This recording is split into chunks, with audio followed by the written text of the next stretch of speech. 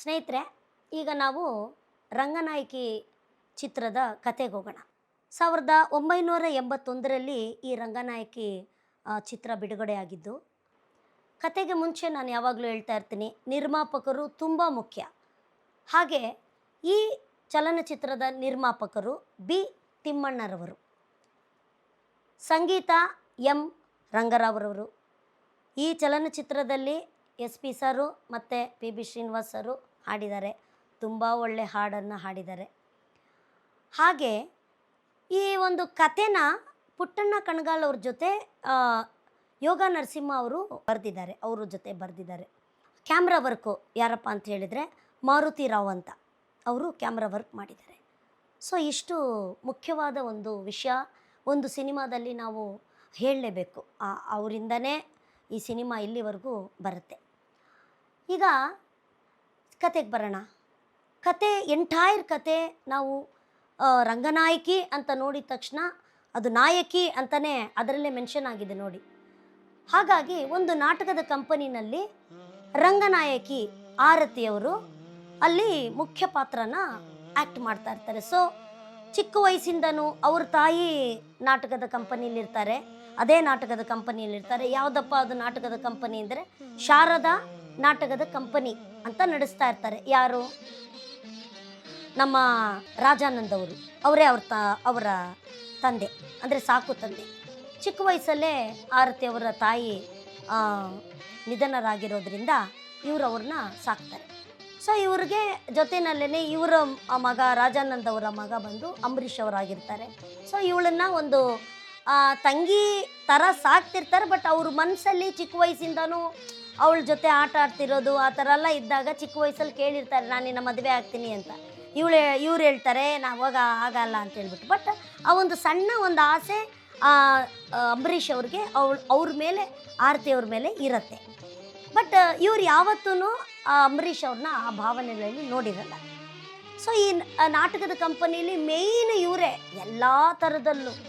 ಎಲ್ಲ ಥರ ಪಾತ್ರಗಳನ್ನೂ ಮಾಡ್ತಾ ಇರ್ತಾರೆ. ಇವರು ಯಾವ ಸೀತೆ ಪಾತ್ರ ಮಾಡ್ತಾ ಇರ್ತಾರೆ, ಶಾಕುಂತಲೆ ಪಾತ್ರ ಮಾಡ್ತಿರ್ತಾರೆ.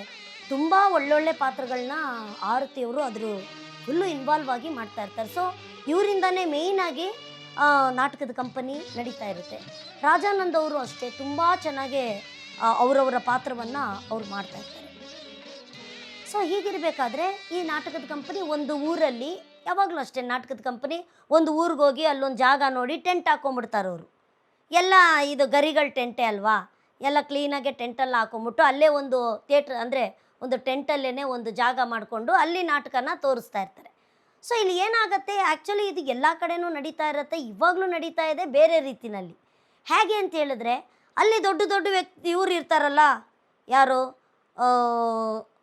ಶ್ರೀಮಂತರು, ಪಟೇಲರು ಅಂಥವರೆಲ್ಲ ಬಂದ್ಬಿಟ್ಟು ಸೋಫಾ ಮೇಲೆ ಫ್ರಂಟಲ್ಲಿ ಕೂತ್ಕೊಂಡ್ಬಿಟ್ಟು ಯಾರಾದರೂ ಒಬ್ಬರು ಅವ್ರಿಗೆ ತುಂಬ ಚೆನ್ನಾಗಿ ಕಾಣಿಸಿದ್ರೆ, ಹುಡುಗಿ ಅದೇ ಹೆಣ್ಮಕ್ಳು ಅವ್ರ ಪಾತ್ರನ ಇವರು ತುಂಬ ಆಸೆಪಟ್ಟು ನೋಡ್ತಾ ಇದ್ದಾಗ ನೆಕ್ಸ್ಟ್ ಅವ್ರ ಮೇಲೆ ಆಸೆ ಇಟ್ಕೊಂಡ್ಬಿಟ್ಟು ಅವ್ರ ಹತ್ರ ಬಂದು ಮಾತಾಡೋದು, ಮತ್ತು ಅವ್ರನ್ನ ಮುಟ್ಟಕ್ಕೆ ನೋಡೋದು, ಮತ್ತು ಅವ್ರನ್ನ ಕರ್ಕೊಂಡೋಗೋಕ್ಕೂ ಅಷ್ಟು ಮುಂದೆ ಕೂಡ ಅವರು ಸ್ಟೆಪ್ ತೊಗೊಂಬಿಡ್ತಾರೆ. ಸೊ ಅದೇ ರೀತಿ ಅಲ್ಲಿರೋ ಪಟೇಲ ಒಬ್ಬ ಸೆಂಟ್ರಲ್ಲೇ ಕೂತ್ಕೊಂಡ್ಬಿಟ್ಟು ಅಲ್ಲಿ ಹುಡುಗಿರನ್ನೆಲ್ಲ ನೋಡಿಕೊಂಡು ಒಳಗೆ ಕೂತ್ಕೊಂಡ್ಬಿಟ್ಟು ಆ ಥರ ಒಂದು ಮಿಸ್ಬಿಹೇವ್ ಮಾಡ್ತಾ ಇರ್ತಾನೆ. ಆ ಟೈಮಲ್ಲಿ ಅಂಬರೀಷ್ ಅವ್ರಿಗೆ ಗೊತ್ತಾಗಿ ಆ ಪಟೇಲ್ನ ಅವರು ಹೊಡೆದು, ಆ ಊರಲ್ಲಿರೋರೆಲ್ಲ ಬಂದು ನಾಟಕದವ್ರನ್ನ ಹೊಡೆದು, ಆ ನಾಟಕದಲ್ಲಿರೋ ಹುಡುಗಿರನ್ನೆಲ್ಲ ಕೈ ಎಳೆದು, ಸೊ ಅಲ್ಲಿಂದ ಅವರು ಖಾಲಿ ಮಾಡೋ ಅಂಥ ಒಂದು ಪ್ರಸಂಗ ಬಂದ್ಬಿಡುತ್ತೆ.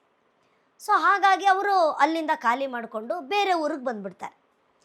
ಬೇರೆ ಊರಿಗೆ ಬಂದಾಗ ಅಲ್ಲಿ ಅಶೋಕ್ ಅವರು ನಾಟಕನ ನೋಡೋಕ್ಕೆ ಬರ್ತಾರೆ.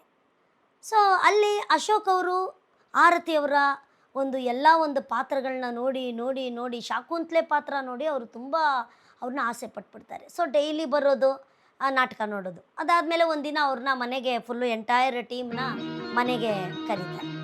ಆರತಿಯವರು ಯಾರನ್ನೂ ಆ ಥರ ಒಂದು ಭಾವನೆಯಲ್ಲಿ ಅವರು ಯಾರನ್ನೂ ನೋಡಿರಲ್ಲ. ಬಟ್ ಅಶೋಕ್ ಅವ್ರನ್ನ ನೋಡಿದ ತಕ್ಷಣ ಅವ್ರಿಗೆ ತುಂಬ ಆಸೆ ಆಗಿಬಿಡುತ್ತೆ, ಇವ್ರಿಗೂ ಅವ್ರ ಮೇಲೆ ತುಂಬ ಆಸೆ ಆಗುತ್ತೆ. ಸೊ ಇಬ್ಬರು ಇಷ್ಟಪಡ್ತಾರೆ. ಆವಾಗ ಅವ್ರ ಮನೆಯಲ್ಲಿ ಹೋಗಿ ಹೇಳಿದಾಗ ಇವ್ರ ತಂದೆ ಬಂದು ದಿನೇಶು, ಅವ್ರ ಚಿಕ್ಕಪ್ಪ ಬಂದು ಮುಸುರಿ ಕೃಷ್ಣಮೂರ್ತಿ, ಅವರು ತೆಲುಗುನವರು, ಸ್ವಲ್ಪ ಸಾಹುಕಾರರು.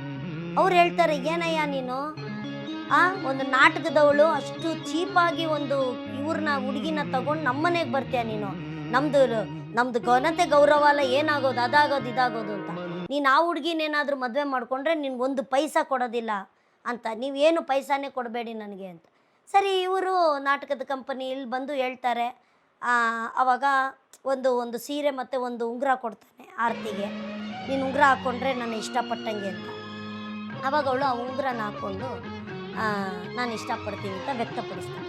ಆವಾಗ ಅಂಬರೀಷ್ ಹೇಳ್ತಾನೆ, ನನಗಿಷ್ಟ ಇಲ್ಲ ಆ ಥರ ಅಂತ. ಇಲ್ಲ, ನನಗೆ ಅವರು ತುಂಬ ಇಷ್ಟ. ಸರಿ, ಅವ್ರ ತಂದೆ ಹೇಳ್ತಾರೆ ಅವನ ಹತ್ರ ಬಂದ್ಬಿಟ್ಟು, ಏನಪ್ಪ ಅವಳು ಮೇಕಪ್ ಹಾಕಿದಾಗ ನಿನ್ಗೆ ಇಷ್ಟ ಆಗಿರ್ಬೋದು, ಬರೀ ಮೇಕಪ್ ಇಲ್ದೇ ನೋಡ್ಬಿಟ್ಟು ಆಮೇಲೆ ನೀನು ಡಿಸೈಡ್ ಮಾಡು. ಇಲ್ಲ ಸರ್, ನಾನು ಅವ್ರನ್ನ ಮೇಕಪ್ ಇಲ್ಲದೇ ನೋಡಿನೇ ಇಷ್ಟಪಟ್ಟಿರೋದು, ನಾನು ಅವ್ರನ್ನ ತುಂಬ ಚೆನ್ನಾಗಿಟ್ಟು ನಾನು ಕಾಪಾಡ್ತೀನಿ. ಹೌದಪ್ಪ, ಸರಿ, ನಮಗೂ ಅದೇ ತಾನೇಪ್ಪ ಬೇಕಿರೋದು ಅಂತ ಅವ್ರನ್ನ ತುಂಬ ಗ್ರ್ಯಾಂಡಾಗಿ ಮದುವೆ ಮಾಡಿ ಕಳಿಸ್ಕೊಡ್ತಾರೆ.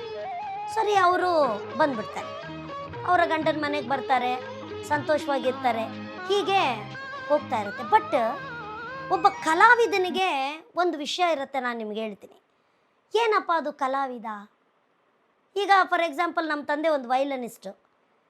ಅವರು ಎಲ್ಲಾದರೂ ಒಬ್ಬ ವೈಲನಿಸ್ಟ್ ಅವರು ವೈಲನ್ ನುಡಿಸ್ತಾ ಇರೋದನ್ನು ನೋಡಿದ್ರೆ ಅವರು ನುಡಿಸ್ಬೇಕು ಅಂತ ಅನ್ನಿಸ್ತಾ ಇರುತ್ತೆ.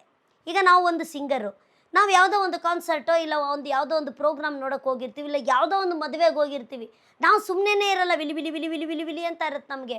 ನಾವು ಹೋಗಿ ಒಂದು ಹಾಡು ಹೇಳ್ಬಿಡೋದ್ವಾ, ಯಾವುದಾದ್ರೂ ಒಂದು ಹಾಡು ಹೇಳ್ಬೋದಾ? ಅದು ಎಲ್ಲೆಲ್ಲೋ ಎಷ್ಟೆಷ್ಟೋ ಸ್ಟೇಜ್ಗಳಲ್ಲಿ ಆಡಿರ್ತೀವಿ, ಎಂತೆಂಥ ಕಾರ್ಯಕ್ರಮಗಳು ಕೊಟ್ಟಿರ್ತೀವಿ, ಆದ್ರೂ ಅದು ನಾವು ಸಾಯೋವರೆಗೂ ಸಾಯೋದಿಲ್ಲ. ಸೊ ನಾವು ಹೋಗಿ ಒಂದು ಹಾಡು ಹೇಳ್ಬಿಟ್ರೆ ಅದೊಂದು ಸಮಾಧಾನ, ಚೆನ್ನಾಗಿ ಬಂತ ಅಂತ ಕೇಳೋದು. ಇದು ನನ್ನ ಸ್ವಂತ ಒಂದು ಎಕ್ಸ್ಪೀರಿಯೆನ್ಸಲ್ಲಿ ನಿಮಗೆ ಹೇಳ್ತಾ ಇದ್ದೀನಿ. ಸೊ ಆರತಿ ಬಂದು ಒಂದು ತುಂಬ ಒಳ್ಳೆ ನಟಿ, ಒಂದು ನಾಟಕದ ಕಂಪನಿನೇ ಅವಳಿಂದನೇ ಬೆಳೀತಾ ಇರುತ್ತೆ. ಸೊ ಇವರು ಮದುವೆ ಮಾಡ್ಕೊಂಡು ಬಂದ್ಬಿಟ್ಟಾಗ ಏನಾಗತ್ತೆ, ಅಲ್ಲಿ ಆ ನಾಟಕಗಳೆಲ್ಲ ಕೆಲವೆಲ್ಲ ಕ್ಯಾನ್ಸಲ್ ಆಗೋಗುತ್ತೆ. ಯಾಕೆಂದರೆ ಆ ಪಾತ್ರದಲ್ಲಿ ಇದ್ದಂಥ ಹುಡುಗಿರು ಎಲ್ಲೋ ಹೋಗ್ಬಿಡ್ತಾರೆ, ಸರಿಯಾಗಿ ಆ್ಯಕ್ಟ್ ಮಾಡೋದಿಲ್ಲ, ಆಮೇಲೆ ಕಲೆಕ್ಷನ್ ಎಲ್ಲ ಕಮ್ಮಿ ಆಗಿಬಿಡುತ್ತೆ. ಇವರು ನಾಟಕದ ಕಂಪನಿಲಿಲ್ಲ ಅಂತ ಗೊತ್ತಾದ ಮೇಲೆ ಕೆಲವರೆಲ್ಲ ಬರೋದೇ ಇಲ್ಲ ನೋಡೋದಕ್ಕೆ. ಯಾಕಂದರೆ ಒಬ್ಬೊಬ್ಬರು ಫ್ಯಾನ್ಸ್ ಇರ್ತಾರೆ, ಅವರೆಲ್ಲ ಬರೋದು ಸರಿ, ಯಾವುದು ಎಷ್ಟೋ ನಾಟಕಗಳು ಕ್ಯಾನ್ಸಲ್ ಆಗುತ್ತೆ, ಅವರು ಊರು ಬಿಟ್ಟು ಸುತ್ಕೊಂಡಿರ್ತಾರೆ ಅವರು. ಬಟ್ ಇವ್ರಿಗೆ ಆ ಒಂದು ಒಲವು, ಆರತಿಗೆ ಆ ಒಂದು ಒಲವು ಹೋಗಲ್ಲ ಅಲ್ಲ, ಮನಸ್ಸಿನಲ್ಲೇ ಆಸೆ ಹಂಗೆ ಇರುತ್ತೆ. ಬಟ್ ಅವ್ರ ಹಸ್ಬೆಂಡಿಗೆ ಕಂಪ್ಲೀಟಾಗಿ ಇಷ್ಟ ಆಗಲ್ಲ. ಅವ್ರು ಸ್ವಲ್ಪ ಕಷ್ಟದಲ್ಲಿ, ಯಾಕಂದರೆ ಅವ್ರ ತಂದೆ ತಾಯಿ ಏನೂ ಕೊಟ್ಟಿರಲ್ಲ, ಇವರು ಕಷ್ಟದಲ್ಲೇ ಇರ್ತಾರೆ. ಒಂದು ದಿನ ರೋಡಲ್ಲಿ ದೇವ್ರನ್ನ, ಅಂದರೆ ಚಾಮುಂಡಿ ತಾಯಿ ಅವ್ರನ್ನ ಮೆರವಣಿಗೆ ತೊಗೊಂಡು ಬರ್ತಿರ್ಬೇಕಾದ್ರೆ ಆ ಒಂದು ಡೊಳ್ಳು ಕುಣಿತ, ಡೋಲು ಮತ್ತು ಆ ಟಮಟೆ ಅದನ್ನೆಲ್ಲ ನೋಡಿ ಅವರು ಫುಲ್ಲು ಇದಾಗ್ಬಿಡುತ್ತೆ ಅವ್ರಿಗೆ. ಥರ ಅವ್ರ ಬಾಡಿನಲ್ಲಿ ಇರೋ ಅಂಥ ಆ ಒಂದು ಕಲೆ ಎದ್ಬಿಡುತ್ತೆ. ಸೊ ಅವರು ಹೋಗಿ ಅಲ್ಲಿ ಡ್ಯಾನ್ಸ್ ಆಡಿ ಅವರು ಸೀರೆ ಒಂದು ಬಿಚ್ಕೊಂಡು ಹೋಗೋದು ಕೂಡ ಅವ್ರಿಗೆ ಗೊತ್ತಾಗೋದಿಲ್ಲ. ಈ ರೀತಿ ಇರಬೇಕಾದ್ರೆ ಅಲ್ಲಿ ಯಾರೋ ಒಬ್ರು ನೋಡಿ ಇವ್ರು ಈ ಥರ ಇದ್ದಾರೆ ಅಂತೇಳಿ ಮತ್ತೆ ಅವರೆಲ್ಲ ಆಸ್ತಿ ಎಲ್ಲ ಕೊಟ್ಟು ಅವರು ಒಂದು ಒಳ್ಳೆ ಇದರಲ್ಲಿ ಬಂದುಬಿಡ್ತಾರೆ. ಬಟ್ ಇಲ್ಲಿ ಏನಾಗತ್ತೆ, ಇವರು ಈ ಥರ ಸೀರೆ ಬಿಚ್ಕೊಳ್ಳೋವರೆಗೂ ಅವರು ಡ್ಯಾನ್ಸ್ ಆಡೋದನ್ನು ಅವರು ಹಸ್ಬೆಂಡು ನೋಡಿಬಿಟ್ಟು ಅಶೋಕು ಅಲ್ಲಿ ಅವರು ಡಿಸೈಡ್ ಮಾಡಿಬಿಡ್ತಾರೆ, ಯಾವುದೇ ಕಾರಣಕ್ಕೂ ಇವ್ರಿಗೆ ಈ ಕಲೆ ಅನ್ನೋದು ಇವ್ರ ಲೈಫಲ್ಲಿ ಇರಬಾರ್ದು. ಅವಾಗ ಅವನು ತುಂಬ ಸ್ಟ್ರಿಕ್ಟಾಗಿ ಹೇಳ್ಬಿಡ್ತಾನೆ, ಯಾವುದೇ ಕಾರಣಕ್ಕೂ ನೀನು ಬಣ್ಣ ಹಚ್ಚಬಾರ್ದು. ಯಾಕೆಂದರೆ ಬಣ್ಣ ಹಚ್ಚಿದ್ರೆ ನೀನಾಗೇ ಇರಲ್ಲ, ನೀನು ಆ ಕ್ಯಾರೆಕ್ಟರ್ ಒಳಗೆ ಹೊಟ್ಟೋಗ್ಬಿಡ್ತೀಯ. ಅದು ನೀನು ಅಲ್ಲೇ ಹುಟ್ಟಿ ಹಂಗೆ ಬಂದಿರೋದು, ಓಕೆ ಇವಾಗ ಸಾಕು, ನನ್ನ ಜೊತೆ ಇದೆಯಾ, ನಾನು ನಿನ್ನ ಚೆನ್ನಾಗಿ ನೋಡ್ಕೊಳ್ತಾ ಇದ್ದೀನಿ, ನೀನು ಇಷ್ಟಲ್ಲೇ ಸ್ಟಾಪ್ ಮಾಡಬೇಕು ಅಂತ. ಆಯಿತು ರೀ, ನನಗೆ ಅದೆಲ್ಲ ಏನು ಬೇಡ. ಇವ್ರಿಗೊಂದು ಮಗು ಸಹ ಹುಟ್ಟತ್ತೆ, ಗಂಡು ಮಗು. ಫ್ಯಾಮಿಲಿ ತುಂಬ ಚೆನ್ನಾಗಿ ಹೋಗ್ತಾ ಇರುತ್ತೆ. ಅವರು ತುಂಬ ದೊಡ್ಡ ಮನೆಯಲ್ಲಿ ಆರತಿನ ತುಂಬ ಚೆನ್ನಾಗಿ ನೋಡ್ಕೊಂಡಿರ್ತಾರೆ ಅಶೋಕ್. ಇಲ್ಲಿ ಏನಾಗತ್ತೆ ಅಂದರೆ ಹಣೆ ಬರಹಕ್ಕೆ ಯಾರು ಹೊಣೆ? ಕರ್ಮ ಅಂತ ಕರಿತೀವಿ ನಾವು. ಏನೇನು ನಾವು ಅನುಭವಿಸ್ಬೇಕು ಅಂತ ಇದೆಯೋ ಅದು ಎಲ್ಲಿ ಹೋದ್ರೂ ಹುಡುಕೊಂಬರುತ್ತೆ, ನಾವು ಬೇಡ ಅಂದರೂ ಹುಡ್ಕೊಂಬಂದ್ಬಿಡುತ್ತೆ. ಹಾಗೆ ಹುಡ್ಕೊಂಬರೋದೆ ಅವ್ರದ್ದು ನಾಟಕದ ಕಂಪ್ನಿ, ಅವರು ಊರಿಗೇನೆ ಇಲ್ಲ ಅಂತ ಹೇಳ್ತಾನೆ, ರೀ ಪ್ಲೀಸ್ ಬನ್ನಿರಿ ಅಂತ ಬಿಡು ಪಾಪ ಅಂದ್ಬಿಟ್ಟು ಇವನು ಹೋಗ್ತಾನೆ. ಹೋದಾಗ ಅವತ್ತೇನು ಮಾಡ್ತಾರೆ, ಅವ್ರು ವೇದಿಕೆ ಮೇಲೆ ಕರೆದು ಇವರಿಬ್ಬರಿಗೆ ಸನ್ಮಾನ ಮಾಡಿ ಅವ್ರಿಗೊಂದು ಮಾತು ಹೇಳೋಕ್ಕೆ ಅಶೋಕ್ ಅವ್ರನ್ನ ಕರೀತಾರೆ. ಬಟ್ ಅಶೋಕ್ ಅವ್ರಿಗೆ ಮಾತಾಡೋಕ್ಕೆ ಇಷ್ಟ ಆಗಲ್ಲ. ಇವರು ವೇದಿಕೆ ಮೇಲೆ ನಿಂತ್ಕೊಂಡು ಎಲ್ಲ ಹೇಳ್ಬಿಡ್ತಾರೆ, ನಮ್ಮ ತಂದೆಯವರು ಇಲ್ಲೇ ನಾನು ಬೆಳೆದಿದ್ದು, ನಾನೊಬ್ಳು ನಾಟಕದವಳು, ನಾನು ಈ ಥರ ಆ ಥರ ಅಂದ್ಬಿಟ್ಟು. ಅದು ಅಶೋಕ್ ಅವ್ರಿಗೆ ಇಷ್ಟ ಆಗಲ್ಲ, ಅವ್ರ ಹಸ್ಬೆಂಡ್ಗೆ ಒಂದು ಚೂರು ಇಷ್ಟ ಆಗಲ್ಲ. ಇವಳೆಲ್ಲ ಹೇಳ್ಕೊತಾ ಇರ್ತಾಳೆ, ನಾನು ಈ ಪಾತ್ರ ಮಾಡಿದೆ, ಆ ಪಾತ್ರ ಮಾಡಿದೆ, ನಾನು ಹಿಂಗೆ ಮಾಡ್ತಾಯಿದ್ದೆ ಹಂಗೆ ಅದರಲ್ಲಿ ಒಬ್ಬ ಎದ್ದು ಹೇಳ್ತಾನೆ, ಹೌದು ನಿಮ್ಮದು ಪಾತ್ರ ಎಲ್ಲ ನಾನು ನೋಡಿದ್ದೀನಿ, ನಿಮ್ಮ ನಾಟಕ ಎಲ್ಲ ನೋಡಿದ್ದೀನಿ ಅಂತ. ಸೊ ಅಲ್ಲೇನಾಗತ್ತೆ, ಅಶೋಕ್ ಅವರ ಒಂದು ಅವ್ರ ಫ್ರೆಂಡ್ಸ್ ಎಲ್ಲ ಬಂದಿರ್ತಾರಲ್ಲ, ಅವರೆಲ್ಲ ಸ್ವಲ್ಪ ಕೆಲವರು ಮೆಚ್ಕೋತಾರೆ, ಕೆಲವರು ಕೀಳಾಗಿ ಮಾತಾಡ್ತಾರೆ. ಓ ಇವ್ರು ಬಂದು ನಾಟಕದವ್ರ, ನೀವೇನೋ ದೊಡ್ಡ ಫ್ಯಾಮಿಲಿಯಿಂದ ಬಂದವರು ಅಂತೆಲ್ಲ ಏನೇನೋ ರೀಲ್ ಬಿಡ್ತಾಯಿದ್ರಿ, ಅದು ಇದು ಅಂತೆಲ್ಲ ಸ್ವಲ್ಪ ಹೇಳ್ಬಿಟ್ಟು ಹೊಟ್ಟೋಗ್ತಾರೆ. ಅಲ್ಲಿ ಅವನಿಗೆ ತುಂಬ ಕೋಪ ಬಂದ್ಬಿಡುತ್ತೆ. ಮನೆಗೆ ಬಂದು ಅವ್ನು ಹೇಳ್ತಾನೆ, ನನ್ನ ಮಾನ ಮರ್ಯಾದೆ ಎಲ್ಲ ಕಳೆದೆ, ಇದೆಲ್ಲ ಹೇಳೋದು ಬೇಕಿತ್ತ ನೀನು ಅಂತ. ಅವಳು ಹೇಳ್ತಾಳೆ, ಇದರಲ್ಲಿ ಏನಿದೆ, ನಾನು ಬಂದಿರೋದೇ ಅಲ್ಲಿ, ನೀವು ನನ್ನ ಈ ಲವ್ ಮಾಡಿದ್ದೆ ಅಲ್ಲೇ, ನನ್ನ ಮನೆ ಅದು, ಅದನ್ನು ಬಿಟ್ಟು ಬೇರೆ ಏನು ಹೇಳಿದೆ ನಾನು, ಏನು ಅವಶ್ಯಕತೆಯೇ ಇರಲಿಲ್ಲ, ಹಂಗೆ ಇದು ಮಾಡ್ಬೋದಾಗಿತ್ತು ಅಂತ. ಸರ್ ಅಲ್ಲಿಂದ ಇವರು ಆರತಿದು ಬ್ಯಾಡ್ ಟೈಮ್ ಸ್ಟಾರ್ಟ್ ಆಗುತ್ತೆ. ಮಾರನೇ ದಿನ ಅವರು ಬಾಂಬೆಗೆ ಹೋಗ್ಬೇಕಾಗತ್ತೆ. ಬಾಂಬೆಗೆ ಅವರು ಹೊಟ್ಟೋಗ್ತಾರೆ. ಬೆಳಗ್ಗೆ ಇವ್ರಿಗೆ ಹೇಳಲ್ಲ, ಏನಿಲ್ಲ, ಹೊಟ್ಟೋಗ್ತಾರೆ. ರಾತ್ರಿ ಜಗಳ ಆಗಿರುತ್ತಲ್ಲ, ಹಂಗೆ ಹೊಟ್ಟೋಗ್ತಾರೆ. ಸರಿ, ಬೆಳಗ್ಗೆ ಎದ್ದು ಇವ್ರು ಕೇಳ್ತಾರೆ, ಅವ್ರ ಹಸ್ಬೆಂಡ್ ಇರಲ್ಲ, ಕೆಲಸದವರೆಲ್ಲ ಹೇಳ್ತಾರೆ, ಇಲ್ಲ ಅವರು ಎಲ್ಲೋ ಹೋದ್ರು ಫ್ಲೈಟು ಅಂದ್ಬಿಟ್ಟು ಅಂತ. ಸರಿ, ಇವರು ಮಗನ್ನ ಕರ್ಕೊಂಡು ಅವತ್ತೂ ನಾಟಕ ನೋಡೋಕ್ಕೆ ಹೊಟ್ಟೋಗ್ಬಿಡ್ತಾರೆ. ಹೋದರೆ ಅಲ್ಲಿ ಒಂದು ಪಾತ್ರಧಾರಿ ಆ ಹುಡುಗಿ ಯಾರನ್ನೋ ಹಿಡ್ಕೊಂಡು ಅವರು ಪರಾರಿ ಆಗ್ಬಿಟ್ಟಿದ್ದಾರೆ. ಅಲ್ಲಿ ಆ ಪಾತ್ರ ಮಾಡೋಕ್ಕೆ ಯಾರಿಲ್ಲ. ಸರಿ, ಅವ್ರ ತಂದೆ ಹೇಳ್ತಾರೆ, ಬಂದವ್ರಿಗೆಲ್ಲ ದುಡ್ಡು ವಾಪಸ್ ಕೊಟ್ಬಿಡಪ್ಪ ಅಂತ. ಅವ್ರ ಅಣ್ಣ ಹೇಳ್ತಾರೆ. ಅವಾಗ ಅವ್ರ ತಂದೆ ಹೇಳ್ತಾರೆ, ಇಲ್ಲಪ್ಪ ದುಡ್ಡೆಲ್ಲ ಬಂದ್ಬಿಟ್ಟು ನಾನು ಖರ್ಚು ಮಾಡ್ಕೊಂಬಿಟ್ಟೆ, ಸಾಲ ಮಾಡಿದ್ನಲ್ಲ ಅದು ಕೊಟ್ಬಿಟ್ಟೆ, ಇವಾಗ ಏನು ಮಾಡೋದು ಅಂತ ಗೊತ್ತಿಲ್ಲ. ಅವಾಗ ಆರತಿ ಹೇಳ್ತಾರೆ, ಯಾಕಪ್ಪ ಬೇಜಾರು ಮಾಡ್ಕೋತೀರಾ, ಆ ಪಾತ್ರ ಎಲ್ಲ ಮಾಡ್ದವಳು ತಾನೆ ನಾನು, ಪರವಾಗಿಲ್ಲ ನಾನೇ ಮಾಡ್ತೀನಿ ಅಂದ್ಬಿಟ್ಟು ಬಣ್ಣ ಹಚ್ಕೊಂಡು ಕಾಸ್ಟ್ಯೂಮೆಲ್ಲ ಹಾಕ್ಕೊಂಡು ಸ್ಟಾರ್ಟ್ ಮಾಡಿಬಿಡ್ತಾಳೆ. ಎಲ್ಲ ಮಾಡಿಬಿಟ್ಟು ಈ ಕಡೆ ತಿರುಗಿದ್ರೆ ಅವ್ರ ಹಸ್ಬೆಂಡು ಫ್ಲೈಟು ಕ್ಯಾನ್ಸಲ್ ಆಗಿ ನಾಟಕದ ಕಂಪ್ನಿಗೆ ಬಂದುಬಿಡ್ತಾರೆ. ಬಂದಮೇಲೆ ಮಗುನ ಎತ್ಕೊಂಡು ಕೋಪ ಮಾಡಿಕೊಂಡು ಅವರು ಹೊಟ್ಟೋಗ್ತಾರೆ ಮನೆಗೆ. ಸರಿ, ಅವ್ರ ಮನೆಗೆ ಬರ್ತಾರೆ. ಆವಾಗ ದೊಡ್ಡ ಜಗಳ ಆಗುತ್ತೆ. ನಾನು ಬೇಡ ಅಂದರು ನೀನು ನಾನು ಹೇಳಿದ ಕೆಲಸ ನೀನು ಮಾಡಿದ್ಯಾ, ನೀನು ಮಾಡಿದ್ದು ನನಗೊಂದು ಚೂರು ಇಷ್ಟ ಆಗಲಿಲ್ಲ. ಅವಳು ಹೇಳ್ತಾಳೆ, ಏನಿಲ್ಲ ರೀ, ಈ ಥರ ಸಿಚುವೇಶನ್ ಆಯಿತು, ಏನಿವಾಗ ಆ ಥರ ಗಲೀಜು ಕೆಲಸ ನಾನೇನು ಮಾಡಿದೆ, ಒಂದು ಪಾತ್ರ ತಾನೇ ಮಾಡಿದೆ ನಾನು, ಏನಕ್ಕೆ ನೀವು ಇಷ್ಟು ಅದಕ್ಕೋಗಿ ದೊಡ್ಡದಾಗಿ ಮಾಡ್ತಾ ಇದ್ದೀರಾ, ನನಗೆ ಇಷ್ಟ ಇಲ್ಲ ಅಂದಮೇಲೆ ಏನಕ್ಕೆ ಮಾಡಿದೆ, ನಾಟಕದಲ್ಲಿ ಕುಣಿಯೋಳು ಅಂತ ಫಸ್ಟೇ ನನ್ನ ಕೀಳಾಗಿ ಮಾತಾಡ್ತಾ ಇದ್ದಾರೆ, ನಾನೇನೋ ಒಂದು ಒಳ್ಳೆ ಘನತೆ ಗೌರವದಿಂದ ನಾನು ಬದುಕ್ತಾ ಇದ್ದೀನಿ, ನೀನು ಬಿಡ್ತಾನೇ ಇಲ್ವಲ್ಲ, ಇದನ್ನು ಹೆಂಗ್ರಿ ಬಿಡೋಕ್ಕಾಗತ್ತೆ, ಚಿಕ್ಕ ವಯಸ್ಸಿಂದ ನಾನು ಅದರಲ್ಲೇ ಅಲ್ವೇನ್ರಿ ಬೆಳೆದಿದ್ದು, ಸರಿ ನೀನು ಚೇಂಜ್ ಆಗಲ್ಲ ಬಿಡು ಅಂದ್ಬಿಟ್ಟು ಹೋಗಿ ಮಲ್ಕೊಂಬಿಡ್ತಾನೆ. ಮಲ್ಕೊಂಬಿಟ್ಟ ಮೇಲೆ ಏನು ಮಾಡ್ತಾನೆ ಅವನು, ಮಾರನೇ ದಿನ ಎದ್ದು ಒಂದು ಲಾಯರ್ನ ನೋಡಿ ಅವ್ರಿಗೆ ಡೈವರ್ಸ್ ಇದು ಮಾಡಿಬಿಟ್ಟು ಅವನು ಇದ್ದ ಮನೇನ ಅವಳಿಗೆ ಬರೆದ್ಬಿಟ್ಟು ಅವನು ಮಗು ತೊಗೊಂಡು ಹೊಟ್ಟೋಗ್ಬಿಡ್ತಾನೆ. ಲೆಟ್ರಲ್ಲಿ ಬರೆದಿರ್ತಾನೆ, ನಿನಗೆ ಈ ಮನೆ ಕೊಟ್ಟಿರ್ತೀನಿ, ನನ್ನ ಮಗುನ ನೀನು ಯಾರು ಅಂತಲೂ ತಿಳಿಸ್ತೇನೆ, ನಾನು ಅವನ್ನ ಬೆಳೆಸ್ತೀನಿ, ನನಗೆ ಈ ನಾಟಕದ್ದು ನೀನು ತೊಗೊಂಡಿರೋ ಜೀವನ ನನಗೆ ಬೇಡ, ನನ್ನ ಮಗನಿಗೂ ಬೇಡ, ನೀನು ಬಿಡಲ್ಲ, ನೀನು ಸಂತೋಷವಾಗಿರು, ಫ್ರೀ ಆಗಿರು, ನಿನ್ನ ಫ್ರೀಯಾಗಿ ಬಿಟ್ಬಿಡ್ತೀನಿ ನಾನು, ಹೆಂಗೆ ಬೇಕಾದ್ರೆ ನಾಟಕ ಮಾಡ್ಕೊ, ಏನು ಬೇಕಾದ್ರೆ ಮಾಡ್ಕೊ ಅಂದ್ಬಿಟ್ಟು ಪಾಪ ಬಿಟ್ಬಿಟ್ಟು ಹೊಟ್ಟೋಗ್ತಾನೆ. ಸರಿ, ಇವಳು ಇಲ್ಲಿ ಬಂದು ಅವ್ರ ತಂದೆ ಅಂಬರೀಷ್ ಅವ್ರ ಹತ್ರ ಎಲ್ಲ ಹೇಳ್ಕೊಂಡು ಅಳ್ತಾಳೆ.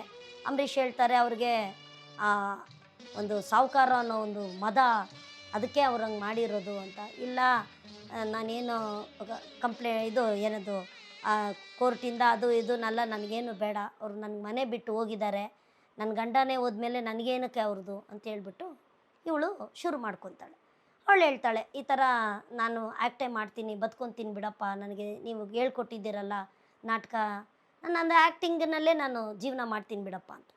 ಸರಿ ಅಂತ ಇವರು ನಾಟಕ ಮಾಡ್ತಾ ಹೋಗ್ತಿರ್ಬೇಕಾದ್ರೆ ಗಂಗಾಧರ್ ಅವರು ಅಲ್ಲಿಗೆ ಸೇಟು ಅವರಲ್ಲಿ ಬಂದು ಇವರು ಪಾತ್ರ ಎಲ್ಲ ನೋಡಿಬಿಟ್ಟು ಅವರು ಫಿಲಮ್ ಪ್ರೊಡ್ಯೂಸರು. ಅವ್ರು ಹೇಳ್ತಾರೆ, ನೀವು ಫಿಲ್ಮ್ನಲ್ಲಿ ಆ್ಯಕ್ಟ್ ಮಾಡ್ತೀರಾ, ನಮಗೆ ನಿಮ್ಮಂಥವ್ರು ಬೇಕಿತ್ತು ಅಂತ. ನನಗಿಷ್ಟನೇ, ಬಟ್ ನಮ್ಮ ತಂದೆನ ಕೇಳಿ. ಅವ್ರ ತಂದೆ ಹೇಳ್ತಾರೆ, ನೋಡಮ್ಮ ನಿನ್ನ ಇಷ್ಟನೇ ನನ್ನ ಇಷ್ಟ ಅಂತ. ಸರಿ ಕಣಪ್ಪ, ನಾನು ಹೋಗಿ ಆ್ಯಕ್ಟ್ ಮಾಡ್ತೀನಪ್ಪ, ಯಾಕೆಂತಂದರೆ ಸಿನಿಮಾದಲ್ಲಿ ಅಂದರೆ ಜಾಸ್ತಿ ದುಡ್ಡು ಬರುತ್ತೆ, ಅವಾಗ ನಾವು ಒಂದು ನಾಟಕದ ಕಂಪನಿ, ನಾವೊಂದು ಆಡಿಟೋರಿಯಮೇ ನಾವು ಕಟ್ಬೋದು ನಿನ್ನ ಹೆಸರಲ್ಲೇ, ಅದೊಂದು ಆಸೆ ಇದೆ ನನಗೆ ಅಂತ ಹೇಳ್ಬಿಟ್ಟು. ಬಟ್ ಅಂಬರೀಷ್ಗೆ ಇವರು ಫಿಲ್ಮಲ್ಲಿ ಆ್ಯಕ್ಟ್ ಮಾಡೋದು ಇಷ್ಟ ಆಗಲ್ಲ. ಸರಿ ಅಂತ ಅವತ್ತು ಒಂದು ಕೊನೆಯ ಒಂದು ನಾಟಕ ಇರುತ್ತೆ. ಆ ನಾಟಕದಲ್ಲಿ ಅವ್ರ ತಂದೆ ಪಾತ್ರ ಮಾಡಿರ್ತಾರೆ. ಆ ಪಾತ್ರ ಎಲ್ಲ ಆದಮೇಲೆ ಅವ್ರ ತಂದೆ ಅಲ್ಲೇ ಹಾರ್ಟ್ ಅಟ್ಯಾಕ್ ಆಗಿ ಸತ್ತೋಗ್ತಾರೆ.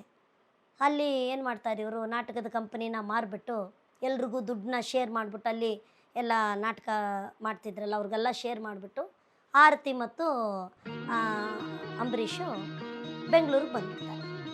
ಬೆಂಗಳೂರಿಗೆ ಬಂದು ಸಿನಿಮಾದಲ್ಲಿ ಆ್ಯಕ್ಟ್ ಮಾಡ್ತಿರ್ಬೇಕಾದ್ರೆ ಗೊತ್ತಲ್ಲ, ಸಿನಿಮಾದಲ್ಲಿ ಯಾವಾಗ್ಲೂ ಒರಿಜಿನಲ್ ಹೆಸರು ಇಡೋದು ಇಲ್ಲ, ಅದೇನೋ ಸ್ವಲ್ಪ ಚೇಂಜ್ ಮಾಡ್ತಾ ಇರ್ತಾರೆ.